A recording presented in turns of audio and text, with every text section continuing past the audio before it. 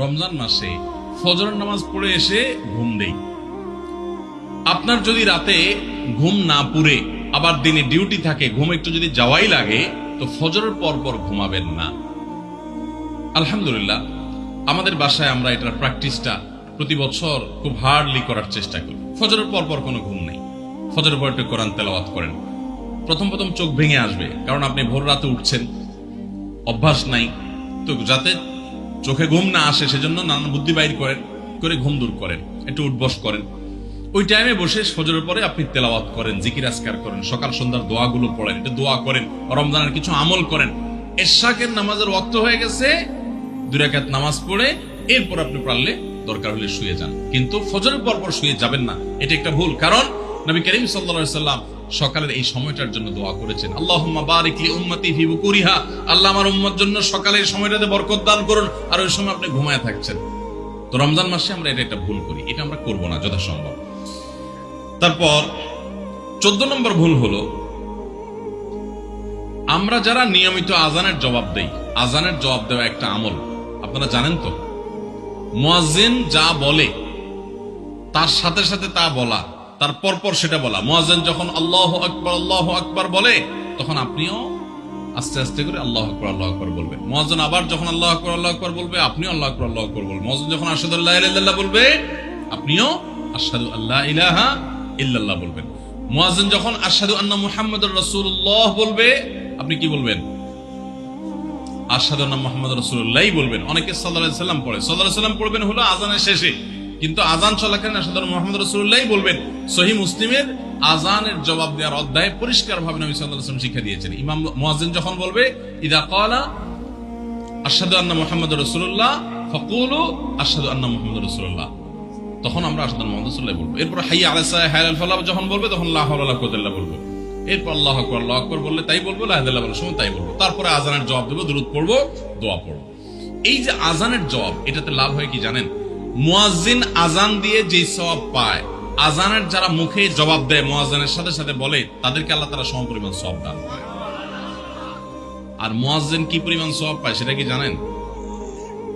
কোন মুয়াজ্জিন যদি আল্লাহকে খুশি করার জন্য আযান দেয়, দুনিয়ার উদ্দেশ্য তার কাছে না থাকে, বরং আল্লাহকে খুশি করাটাই তার উদ্দেশ্য থাকে, তাহলে এই মুয়াজ্জিনের ফজিলত হলো, ওই মুয়াজ্জিনের আযান শুনে যত মানুষ মসজিদে আসবে, ওই ওয়াক্ত নামাজে যত মানুষ শামিল হবে, সবাই যে পরিমাণ সওয়াব পাবে, যার যার অ্যাকাউন্টে যাবে, বোনাস হিসাবে সবার সমপরিমাণ সওয়াব মুয়াজ্জিনকে দেওয়া হবে। আর আপনি মুয়াজ্জিনি না করে শুধু আযানের জবাব দিলেও সেই মর্যাদা বোনাস হিসেবে আল্লাহ তাআলা আপনাকে দান করবেন। এই হাদিসের ফজিলত একবার আরো 10, 12, 13 বছর আগে কোন এক জায়গায় আমি বলেছিলাম, সৌদি আরবে থাকতে। তখন এক ভদ্র মহিলা আমাকে বললেন, হুজুর, এই হাদিসটা আপনার কাছ থেকে শেখার পর, জানার পর থেকে আমি মক্কা শরীফের লাইভ আযান নিয়মিত ওই টাইমে, আমি রেডিও শুনি না, মোবাইলে বিভিন্ন ভাবে লাইভ আযানটা আমি শোনার চেষ্টা করি এবং ওই মুয়াজ্জিনের সাথে সাথে জবাব দেওয়ার চেষ্টা করি। কারণ আমার যখন এটা জানা হলো যে মুয়াজ্জিন যত পরিমাণ সওয়াব পাবে তত পরিমাণ সওয়াব পাওয়া যাবে, তো মক্কার মুয়াজ্জিন সাহেবের আযান শুনে যত মানুষ প্রতি ওয়াক্তে নামাজ পড়ে, এত বেশি নামাজ তো দুনিয়ার অন্য কোনো মসজিদে প্রত্যেক ওয়াক্তে পড়ে না। সো আমি লক্ষ লক্ষ মানুষের নামাজ পড়ার সমপরিমাণ সওয়াব, মুয়াজ্জিনের পরিমাণ পেতে চাই, সেজন্য মক্কার লাইভ আযানটা আমি ফলো করি। আমি অবাক হয়ে গেলাম, মানুষ আল্লাহর সন্তুষ্টির জন্য কত ভাবে চেষ্টা করে, অথচ আমরা হেলায় হারিয়ে ফেলি। আপনার মহল্লার যে আযানটা সবার আগে আপনার কানে আসে, আপনার মহল্লার আযান, ওটা জবাব আপনি দিবেন, এরপর বাকিগুলো আপনি দিতে পারলে দিবেন, না দিতে পারলে না। এই যে আযানের জবাব, এই আযানের জবাবটা আমরা অনেকে 12 মাসে একটু আধটু দেওয়ার চেষ্টা করলেও, রমজান মাসে মাগরিবের নামাজের আযান, এটার জবাব নিয়মিত আযানের জবাবকারীরাও দেয় খুব কম। এটা রমজানের একটা ভুল। কেন দেয় না?